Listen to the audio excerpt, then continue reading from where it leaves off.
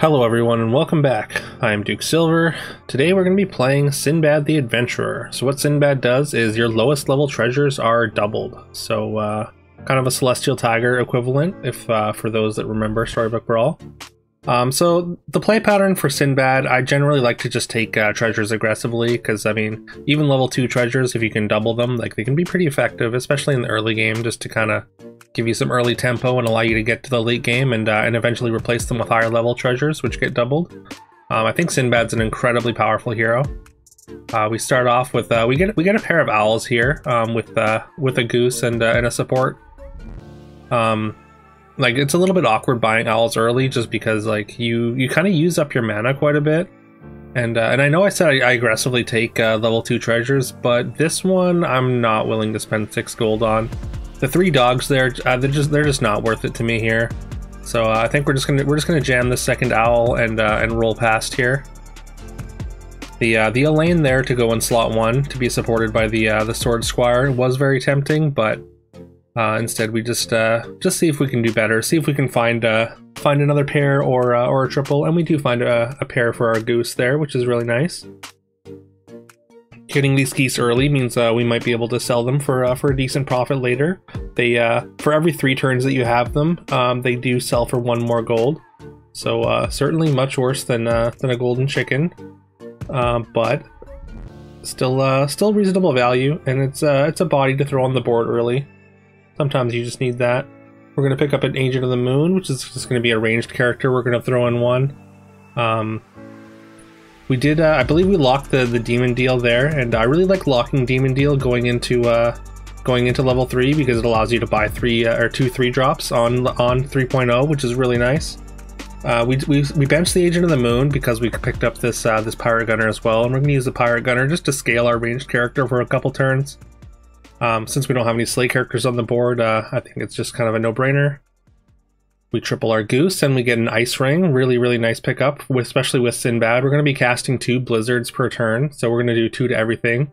That's going to instant kill our gunner, which we want to die anyways. I mean, we do like the ranged attack on it as well, but it's definitely worth casting 2 spells with the 2 apprentice owls and an acolyte here.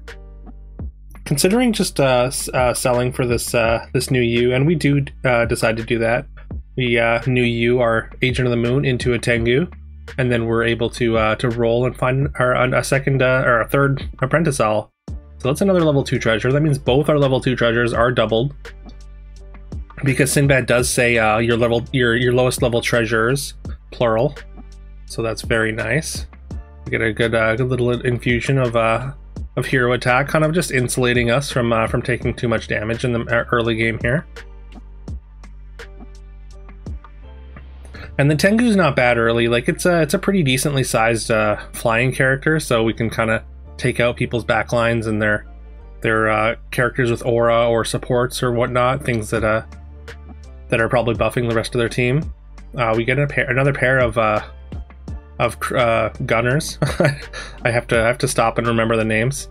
But yeah, a pair of gunners here. So we're gonna lock the other one, and that's gonna give us another level 3 treasure. So that's great. It's not going to be doubled, but it does allow us to start slowly again getting higher and higher level treasures, and as we keep getting them, like we want to aggressively hunt treasures, I think, just to keep increasing the level of your doubled treasures. Obviously, you don't want to play the whole game with level 2 treasures doubled. So there's also an argument for kind of holding off on Sinbad and just waiting till you find like a higher level treasure, but yeah, like I said, I like the addition of a little bit of extra tempo from taking the level 2 treasures. We just jammed the husky there. I mean, I've said before, it's really hard to say no to just a big chunk of stats, and you can see Merlin doubled a new U into a cat queen very early here, so that's concerning. We take a big hit even through our early tempo. We do get to pick up a second husky, which is phenomenal. This is on the old patch, so there's a monkey on level 4. The servers have stabilized now, so that's great news. That means I'm going to be able to get some recording on the new patch done today. So I should have my videos starting tomorrow should all be on the new patch. But yeah, I wasn't able to, unfortunately I wasn't able to record stuff on the new patch because of the instability that was fixed earlier today, as of this recording. But yeah, we make pretty short work of our other opponents. Like, these husky stats are just kind of pulling their weight. We get a level 4 treasure. Could we find our third husky, which is phenomenal. Immutable idol, it's like even a little bit too late for immutable idol. Like, you want to get it really early at this point. Like, I think a lot of our characters aren't really going to be getting too many stats from immutable idol. If you had like a radiant fairy, say, already on your board, then I could see taking it at this point. But instead, we just take the spyglass. That's going to allow us to see higher level treasures. And there's a hellhound, which is just another big chunk of stats. We've got a decent amount of evil characters. We've got 4 evil characters. It does count itself. We've also got that other Tengu we could bring in over the Hansel if we want, but eventually decide against it. And we find another husky, so just another big chunk of stats. So we're definitely fine with that, and we don't have to take a damage playing the husky, so that's nice. We did sell the gunner there to just add some more stats to our spell scalers here. Unfortunately, Acolyte gets scammed there, but our apprentice owl is nice and large, and our huskies, of course, have hold down the fort. And there's another new U, so that's a little bit tempting to take. I'm like very hesitant to new U my apprentice owls if I can help it, just because the risk of getting or turning into Consti is there, and Consti says it resets its stats to 7/7 and then 14/14 when upgraded, so that would be a huge downgrade in stats. Like normally, like when you new use something, it does keep its stats, but that particular unit would reduce its stats. So yeah, I mean, I'm sure you've all played with Vampire Dagger and Consti at this point, but it does work the other way. If it's bigger, it will shrink down. So just a sort of a niche corner case to be aware of.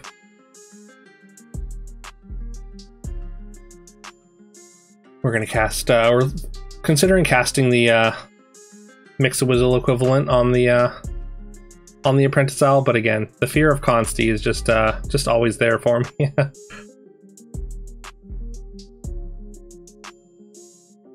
All right, we don't do a ton to improve our board that turn, unfortunately, but we just have a really good amount of stats and are able to make very short work of this Odin.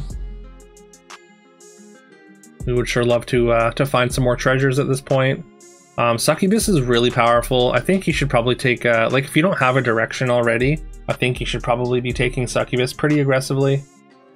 I think it's just one of the most effective scam units. And there's another husky, which is another pair, so we're pretty happy to take that. And if we replace this ice ring, then our hat will become will get doubled. And then if we can find another 4 after that, then all 3 of our 4s will get doubled. That's something to work towards. And we are, of course, on 5, so obviously, I think on Sinbad you take every Narcissus you see. Unfortunately, I don't think we've seen any. But if we had, we would happily take those. And we're definitely hunting for them a little bit there. Another pretty decently sized owl on their side of the board, but our dogs are big enough to hold it down again. There's a book mage. I'm a big fan of the book mage. I just like mages. I've always liked mages. In Storybook Brawl, I played mages way too much. Book mages is a super fun comp, but it's a little bit late for that now. Just doing some reordering, of course, taking our dogs for a walk, making sure they got all their food stats. Considered Nocturne here, but it's not really doing a ton for our board. Like, we don't lose many stats because we did pick up a Narcissus that I think I just kind of glossed over, but yeah, I think you want a specific build for Nocturne. You want things that care about Slay, or you want to be in a Stars build already. I think, like the amount of scaling you get at level 5, it just doesn't feel worth it. And yeah, we're gonna pick up that Succubus I was talking about earlier. Pretty happy to just take that just as a tempo play. And also it kind of gives us a sort of backdoor into scam if we need to pivot. Like we could potentially still be in mages. We've cast quite a few spells. Hecate is not going to be small, but also we could either be scam, we could be demons, or we could be dogs. So we've got a lot of open lines to us here. Once again, pretty win another combat pretty handily. We are on level 6 now. There's a rummage there, which I mean, no real reason not to cast it. It's free. It refunds the mana cost. Get a coin as well, so that's great.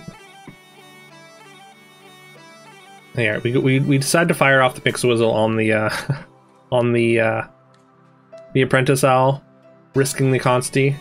Kind of just hoping to find a new U or something, and we do find a new U, and it's a Star Girl. It's not exactly exciting for us, but there's also a Tyrannical Nero here. Again, like I said, we could be dogs, and it looks like we are going to be heading into dogs here. And just, I mean, dogs just like offer so much tempo, and like you get such a huge power spike on 6 if you find that Nero. So I find myself in dogs quite a bit, just again because I take the Huskies pretty aggressively. Like it's just hard not to. Alright, we got another level 3 treasure, so we're gonna replace our level 2. So now both our level 3 treasures are doubled, and that's gonna be Jack's Magic Bean, which says the next treasure we get will be 2 levels higher, and there's a level 4 treasure.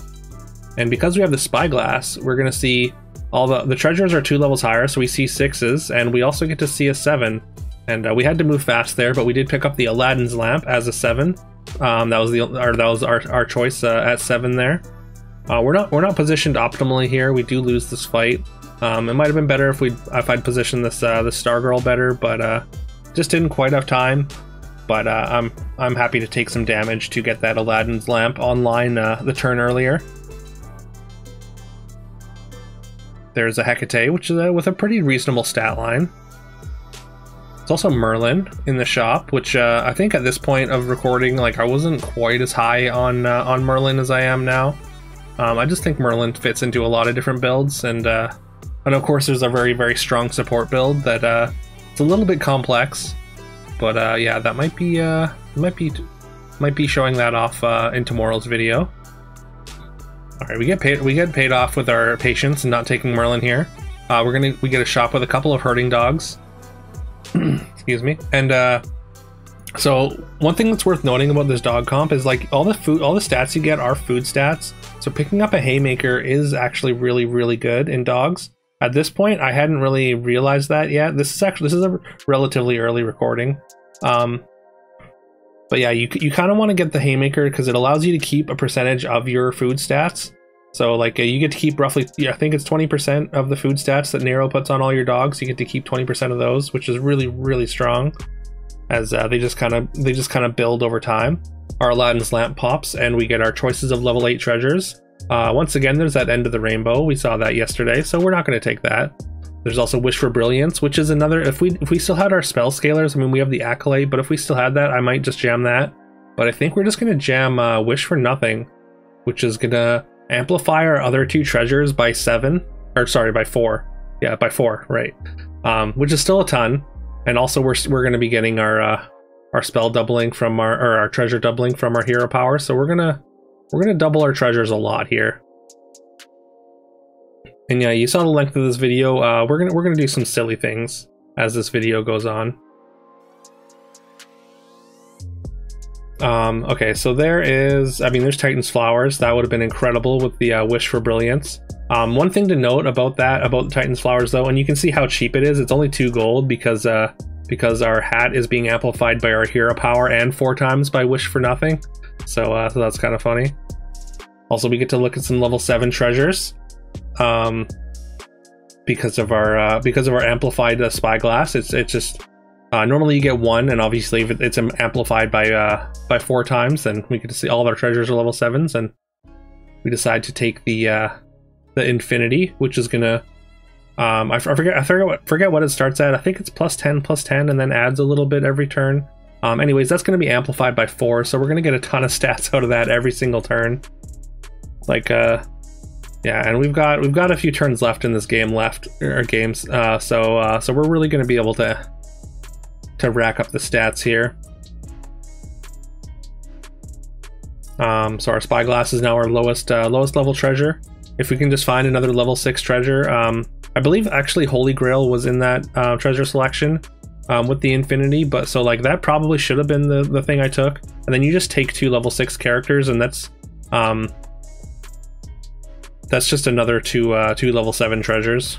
Or I guess no, we'd have to replace the spyglass, so we would have a 7 and a 6. So maybe taking infinity is right there. And then we just as soon as we find a level 6 treasure, our spyglass is going to be able to show us level 7s, and we're going to have 2 level 7 treasures amplified by both Sinbad and our wish for nothing. And yeah, we did put a fire mage on our board. I mean, it's just going to take those infinity stats really well. And there's another fire mage. I think we're actually going to sell down for it. We are kind of getting away from our dogs just because we're just like with the amount of stats that we're getting from the infinity, we can kind of afford to just just jam a couple of powerful tech pieces on our board, like the fire mages here. Also, we've got a purple puff there.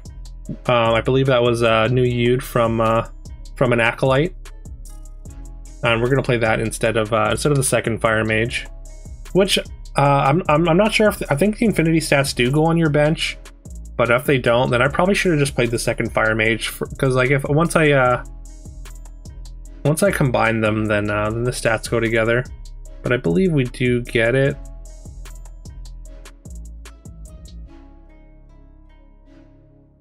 Also, okay, maybe infinity isn't being amplified because it looks like the fire mages only have 22 health. So that's not right.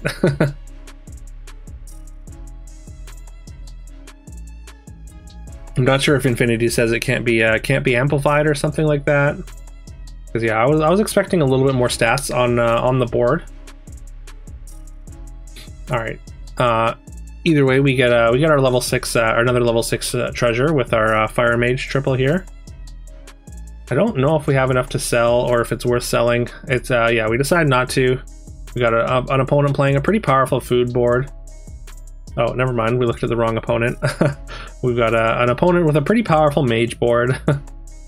And yeah, they get a pretty good scam there. But fortunately, we do have enough HP to survive. We are pretty low now, so we need to hit something pretty good here.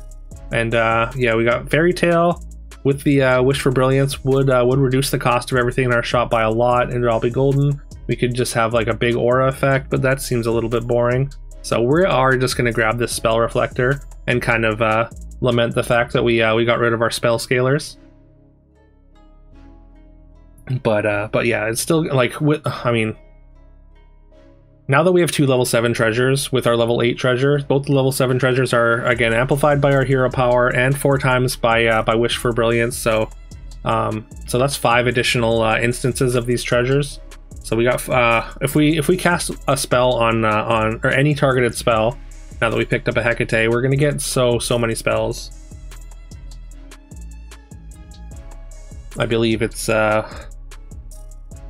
50 right now, 50 spells, if my math is correct, for every targeted spell. So that's like plus 100 for our Hecate, and all kinds of stats on our board. So unfortunately, we didn't find a spell to cast, so we kind of just have to hope that we survive another fight. We did sell to roll looking for that spell, but didn't quite find it. And there's a spell. We're just gonna cast it. We also have a billion mana, so we don't have to worry about that at all. We can cast any amount of cheap targeted spells, and look at all those effects and all those stats now. We could, or I guess no, that has. I was gonna say you could blow up our board, but actually that has heavy and does not get copied, so that's not even worth playing. And yeah, basically we were just on the hunt for targeted spells. New U is not exactly the one that we want, although we could probably cast it and it would be fine. We would still keep all the permanent stats that we've accrued. But our board would be a little bit less cohesive at least.